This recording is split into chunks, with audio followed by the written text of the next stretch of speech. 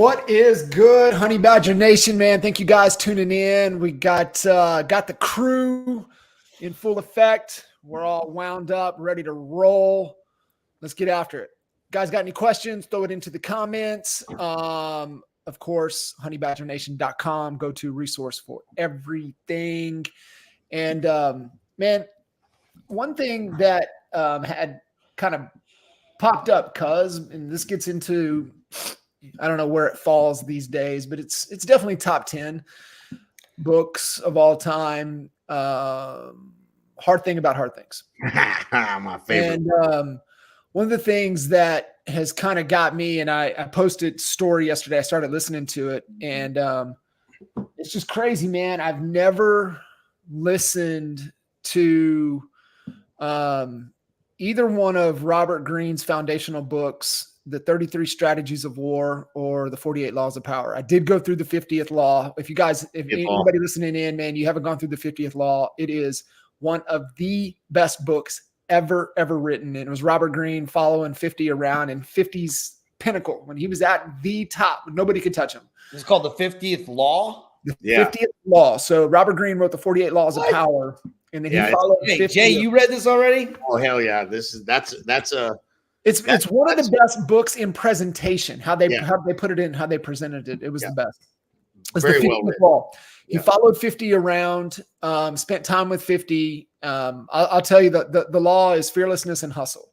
Mm-hmm. And but you have to the whole book is like, it's just fascinating. 50's story is very fascinating. It is Robert Greene's one of the best entertaining best authors ever. And so I was, listening, going back through Choose Your Enemies Wisely again. And Bet David talks about, that one CD that stayed on repeat in his car. And it was the 33 Strategies of War. And, you hear that, and I think it tunes a lot of people off with the word war. Bro, it is one of the best strategy books that you could ever listen to. And where it kind of got me, and as I kind of defaulted back to Hard Thing About Hard Things, and there's so many nuggets in that book, but the one nugget that stood out was peacetime and wartime. Yep. And I don't care who you are listening to this conversation. If you think you're in peacetime, you are dead. Checkmate. It is wartime, and it takes a wartime mindset and a wartime general to thrive. And if you're just looking to survive, you're already dead. Mm-hmm. And I just I can't stress this enough to every one of you guys listening in. I know you guys are the honey badgers.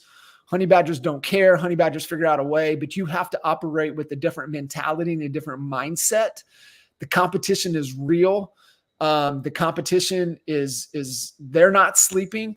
And it's that one quote, cause we had up all the time, right? Mark Cuban. It's just a matter. I mean, if you breathe, if you sleep, I promise you there's somebody out there that's hungrier than you are. And it's just to frame a mindset where things are at. I think, we've been talking about it. This year's going to get bananas. The closer we get to, Q3, closer we get to Q4, it's going to get way silly. And so if y'all ain't operating from that, warrior mindset, that true honey badger mentality mindset, you're going to be in for a rough ride. Yes, sir. All right. I'll tee that up. There we go. Yes, sir. Yeah. Speaking of that mentality, speaking of outworking and, out training and out learning the competition, we are about to change our Thursday's training to straight boot camp with Wally Bressler. We're going to be using, which truthfully, he already has been really following some of the content that's in there, but we do know that there's stuff in there that just, this is the building blocks and the foundation of how you're going to build your sales business, your sales skills off of. And we want as many people included in that Thursday boot camp as possible. And I'm going to send this challenge out to everyone in Honey Badger Nation. I don't care who you know. Invite everyone you know to the Thursday 12 noon call. I want to quadruple the attendance on that call. It's that important that we come into this 2024 year armed with the skills that we need to overcome the objections, to beat the competition. We need every listing. We need every buyer to close with us, not go somewhere else.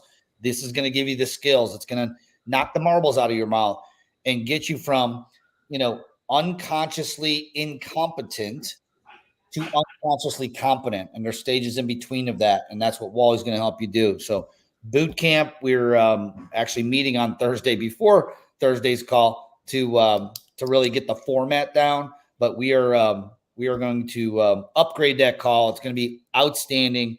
And I'm excited for boot camp to be coming weekly to Honey Badger Nation. And it's the reason that people operate in chaos is because they don't have a proven systematic way to follow through things. I was on with the Lakatas and their team, jump on with them every other Tuesday.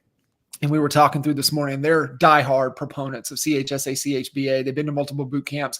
They train on it. They talk about it all the time. And they've recently got in with some Zillow spend, already profitable for them because they're disciplined, right? They're disciplined people with their activities and speed of response, best practices. And they added it in. Their team's growing. Whatever you want to think or say about it, with Zillow, I've always been, if the return is there, why not?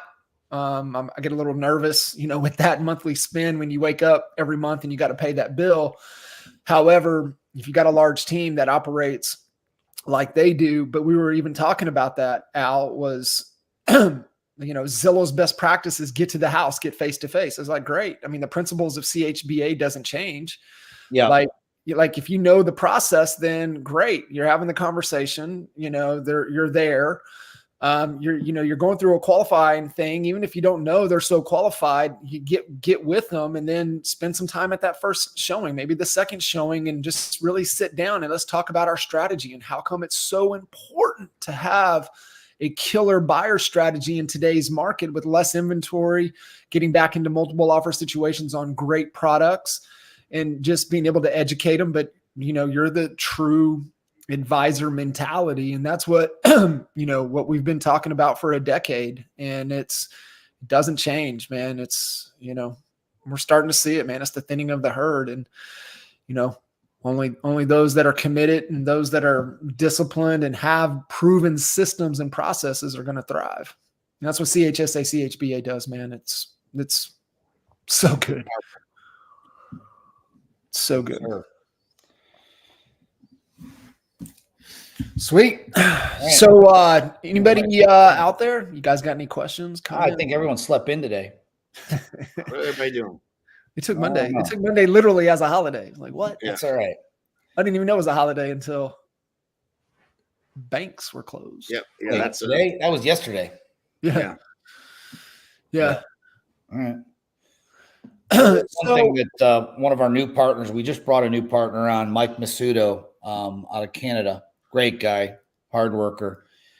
He started going through all the NAEA materials and he pointed one thing out. And I'm wondering, Jay and John, you may have been already fixed this or been aware of it, but he's like, man, this whiteboard video is fabulous. He's like, I would use this on every listing appointment before I went, just like you guys teach in the course. This guy just got onboarded last week. He's already going through all the material and loving it.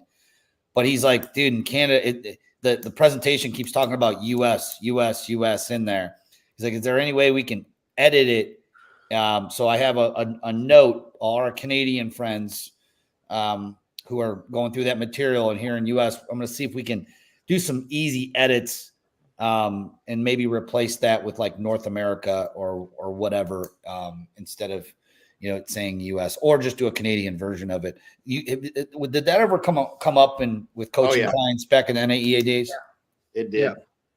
Yeah, it did. I think today it'll be easier to solve that problem than it was back then. AI, all the AI stuff, you can change it almost. Yeah, that's what I was thinking. I'm like, there's got to be an AI app that like puts a fix on this right quick, right? Yeah. All our AI gurus out there. We've got a video. It's a drawing. If you guys are not familiar with it, you need to get familiar with it. CHSA. There is a CHBA one, and just needed to change some things out of there pretty seamlessly. I would take it all out. I wouldn't even say North America, or could tailor it, make it specialized for your area, for the Canadian, for the region, right? Hey, this is, specifically in our region, right? So now you're using the language that people care about, what's in it for me. By the way, any suggestions that if you're listening in on here, anything that we could be, doing differently, doing better to serve you, that's what we're here for. Throw it in the comments. I have a list of to-dos and updates, upgrades, stuff like that we can make this community better. It's your community, and we're just here to serve you. So just let us know. Yeah. Was on the Fast Forward movement yesterday with Kyle and Dan. Really, really great mastermind on Mondays that they're doing. Anybody that's looking to be included in that, send a message over to Kyle or Dan, and they'll get you the link to join that. But it's an awesome group that they got there on Mondays. Yeah. Kyle Whistle and Dan Beer. Yep. Just so you guys tuning in, that's those guys are amazing. And really instrumental in even what we do today, right? I mean, they were some of the OGs early on in the Honey Badger Nation, and obviously ran with the Fast Forward movement. But I mean, they're the guys responsible why we do Expert Mentors. So I mean, they're definitely massive contributors, and definitely want what's best for the organization, and always pushing to be better and add more value. So if you guys, like Al said, that's why we're here. That's why we do this call. That's why we made the decision to come back, go live every Tuesday, to be here with you guys. We hear you. We want to be able to add more value. We're really good, yet you give us kind of what your biggest rocks in your shoe and your biggest problems. We're become a whole nother level of greatness when we know exactly what the target is. Faux shizzle. Yeah. I'm not seeing a whole lot of people on. Like I said, I think it's everyone's Honey Badgers in, what is that, Mexico? Is it the Mexican flag? Looks like it. We do. We got Honey Badgers down there. I know B-Town. I want to brag. Italy. Sorry. Small flag. Couldn't see. So Italy. I don't know. It's a good question. I know we got some Honey Badgers in Portugal. I do want to brag on B-Town a little bit, and we have a few that have taken the rev share and not mingled it with their production business. Some had to, right, to be able to keep things in growth mode, because we know one thing: growth sucks cash, and so they've been really disciplined with their rev share and never touched it, and made the decision that they want freedom, which can come through, not trading time for dollars, and, being that dancing bear and utilizing their revenue share efforts to just build and to use for investments. And I'm really proud of them. And they made their first investment down in Mexico, down in Tulum, and really neat to see, right? And I know there's other Honey Badgers out there that are doing things for future investments, just helping not only generational things. And I think, we need to share those wins and those stories, because they're inspirational. And so all of you Honey Badgers out there listening in, man, don't be afraid to share those big wins, those things that you guys are doing because of Honey Badger Nation, because of EXP. And I think it's key, right? I tell you guys all the time about Pam Martin, right? Icon agent living on the beach in South Carolina, become an icon agent in our market in Virginia. Like it's all possible. It's all possible. I love it. Yeah, we're there's a Honey Badger putting on a pretty amazing class. I got to give him some props here. His name is Dave Z. His last name is going to be a tough pronunciation. Zagensky. Zagensky. I just call him Dave Z. He has a very similar what you were just talking about, John, where he runs his entire business from buyer presentations to selling presentations, listing presentations. He has an entire virtual staff that handles all setting up all showings. He leverages Xiaomi. You guys know Xiaomi, right? No, what is it? About Xiaomi? We would have loved Xiaomi back in the day. It is the Uber of showings for showing listings. You can basically pay someone like $30 a showing to go out and show houses to your buyers.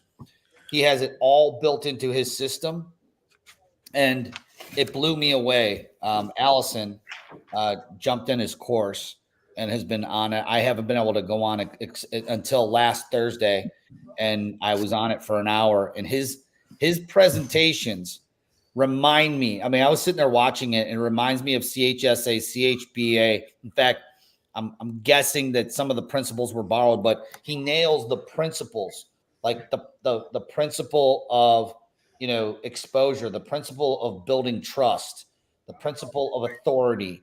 Like every single one of these, he just nails. And everything he does is virtual. Like he's on vacations with his family. They go wherever they want to go in the whole nation. He's based out of, I think, Phoenix, Arizona. But like one of his favorite places to go up is like in the Boston area and some of the East Coast areas or whatever. And he'll list houses. He'll do buyer presentations, and then they plug him right into the system. And he's fully virtual, and it's brilliant. I mean, if I had gun to head, you got to go back and sell. That's exactly the way I would do it. I wouldn't do it any other way. Yeah, love it. I just wish I had a link for his stuff, but Dave Z's the man. it's awesome. Very cool. Oh, yeah. That is awesome.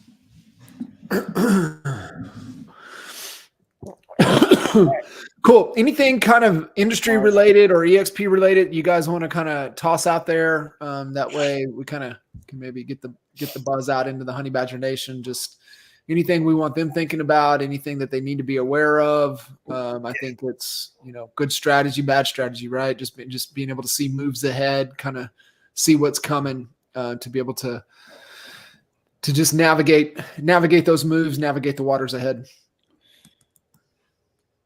Yeah. We discussed a little bit whether we wanted, how much of this we want to share, but there is some very exciting things that are happening. A lot of very exciting things that are happening, and I think it's better to give you guys a little bit of an update than to not, and in hopes of getting some feedback on y'all's thoughts on this as well. So it's been in the last week.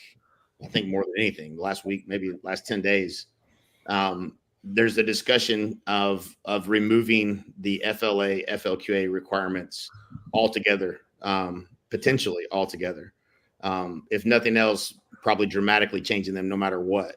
There's a math equation here that has to come out that, to see how that would impact each person's organization, both positively or negatively. For most people, it's going to be a lot positive, right? If you didn't have to have an FLA or FLQA to unlock all 7 levels, that would change your revenue share overnight. That's likely coming. I don't know if I would give it a percentage, but I would say it's more than 80% likely to be something like that's going to be rolled out. I don't know exactly when it's going to be rolled out. We're having a meeting March 11th to discuss that, and really, I think the goal, and this is something I'm trying to get super clear on, is what is the damn goal that we're trying to accomplish. And I think it's in my new favorite word is to become unfuckwithable. So how do we go from 100,000 to 250,000 agents? What would be the biggest catalyst to growth that we could create that, in a sustainable, way from a rev share standpoint, that we would never have to change the model again. And they're doing the math to see if this is something that could be done. So that is very exciting news. I think it's very positive. Yeah. Thank you, David. I think that would be most people's response. I would love anybody's feedback on that. There certainly is a change in terms of, what, we have 50% of the revenue share that goes into the revenue share bucket and is paid out to everyone, in the company. And this is going to be a big deal for a lot of people. So anyhow, that's one thing. And another, go ahead. Before we go to the next one, I want to say that when I first had heard this, I was against it. Same. And the reason I was against it was and by the way, I would benefit greatly from it. But the reason I was against it was because I felt that it would maybe make some people, including me, complacent and not having to get out there and hammer the FLQAs and bring new talent in. What changed my mind was a deeper thought of thinking. Like, my initial thinking was that this is not good for EXP. It might be good for Al Stasek or some of the other like RevShare people, but not good for the company. I've since changed that tune. And what got me to change it was that, and just looking at a lot of the leaders' schedules, Jay's, mine, I mean, you can go right down the line. It's a lot of it's spent on 30-minute calls with agents who are, maybe they're looking to go from 5 to 10 or from 10 to 20 or from 20 to 30. And I enjoy these calls, there's no doubt.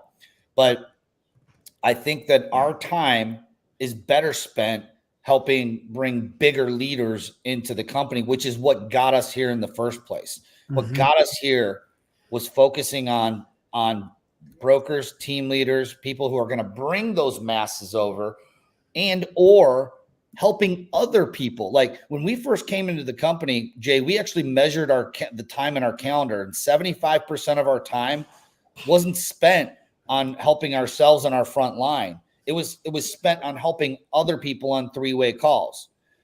Now we're still doing three-way calls, but I can tell you personally, mainly because of the funnel that we put together, and it just cranks out new opportunities. 75% of my time is not spent on those three-way calls. It's spent on trying to build out my FLQAs. I would prefer it to be not spent on that at all, and that 80 to 90% of my time is spent helping. I'd rather be doing three-way calls all day long than trying to build my own personal line, and that's what got us here. And going to get us there. So that was my big, my one of the principles that we all three of us on this call, including Mike Reese, is we always ask, where am I wrong here? Or where might I be wrong in my thinking? Like, we fall in love with our own idea and we're fixated on it.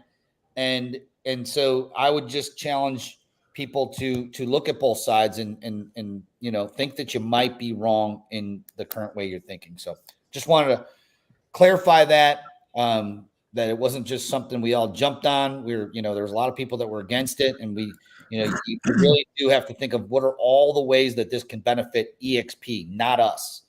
And right. So that's sort of the conclusion I think a lot of us have been coming up with. Yeah, no doubt. Well stated for sure. It unlocks us to do higher productive activities in terms of growing the company than individually having to focus on your own personal recruits, for those of you that have organizations of any size.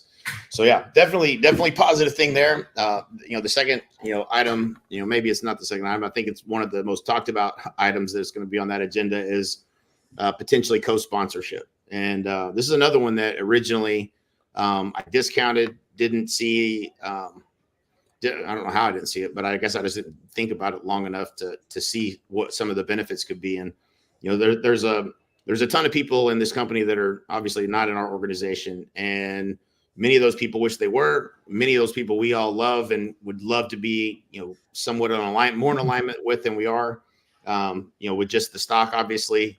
We're still in alignment, but there's still some siloing that would be cool if we could, co-sponsor someone together in certain scenarios. You can think of a million scenarios where this makes sense, right? Like, if you've got somebody that's in a marketplace that you're not in and you don't feel like you can support them, you could pick anybody in the company and you could co-sponsor together.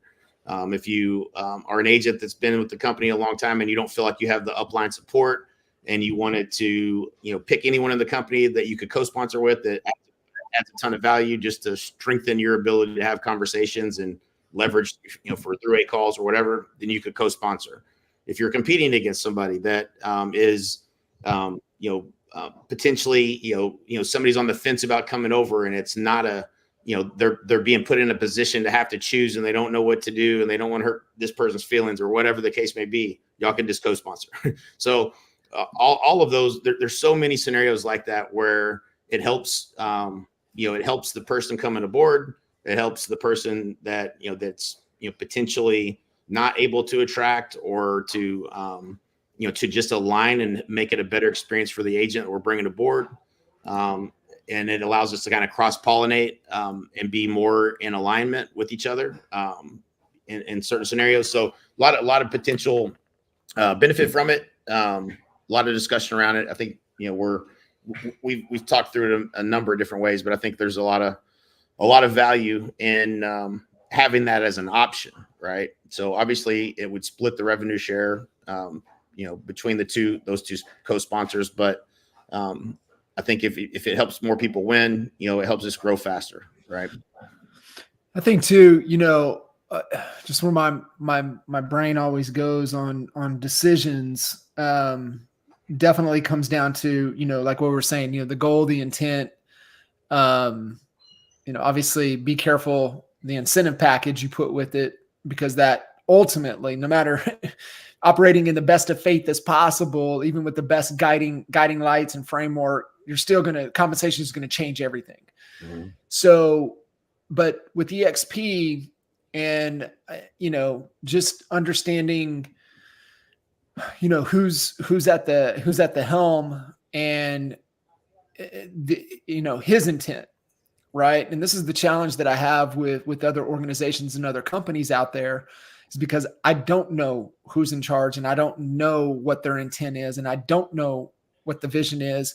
And, you can say it's not binary, but it is binary. You're either building forever or you're building to sell. Glenn ain't building to sell. And so then you're like, okay, well, if I know that to be true, how is he making decisions? And I go right to the core values. And mm-hmm. So as you were talking, I was running it through the core values. Community. Does this help the community of EXP? I'd say yes. Fun. We always having fun. Agile. That's always one of the big filters running through from an agile standpoint, right? Other innovation.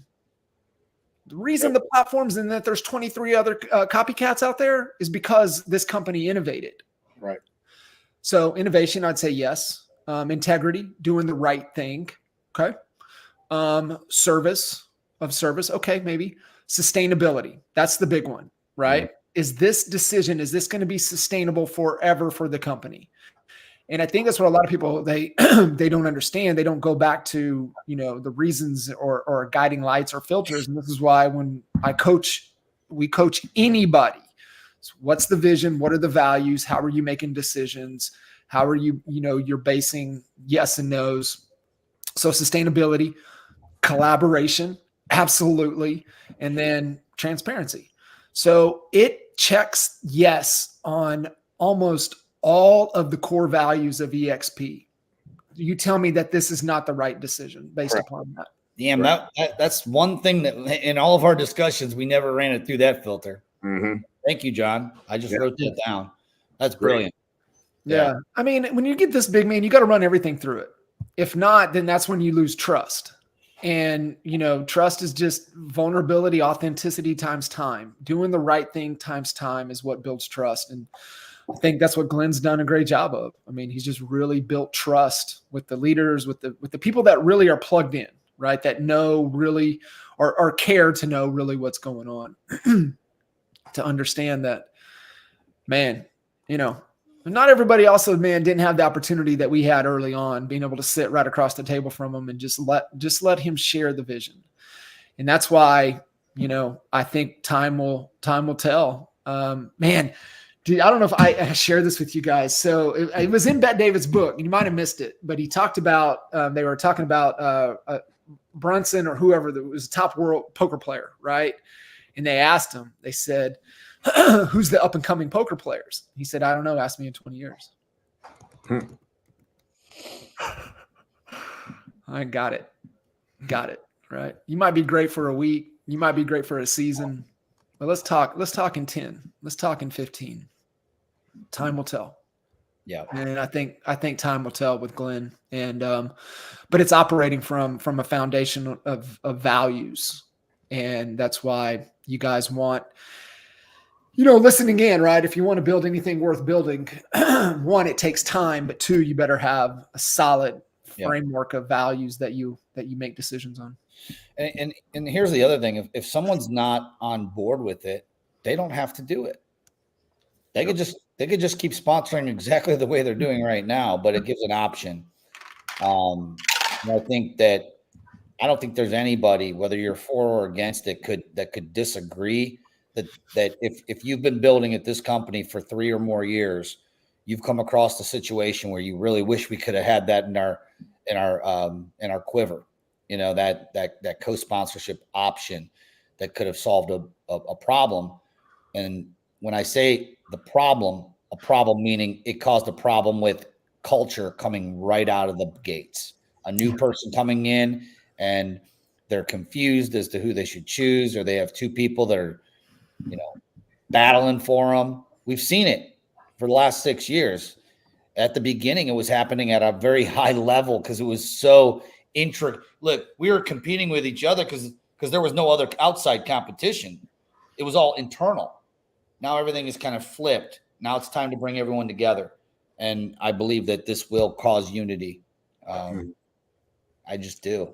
I'll tell you, man, you guys go ahead, Al. Sorry, I didn't mean to cut you off. No, I don't see how it couldn't strengthen the unity of this company.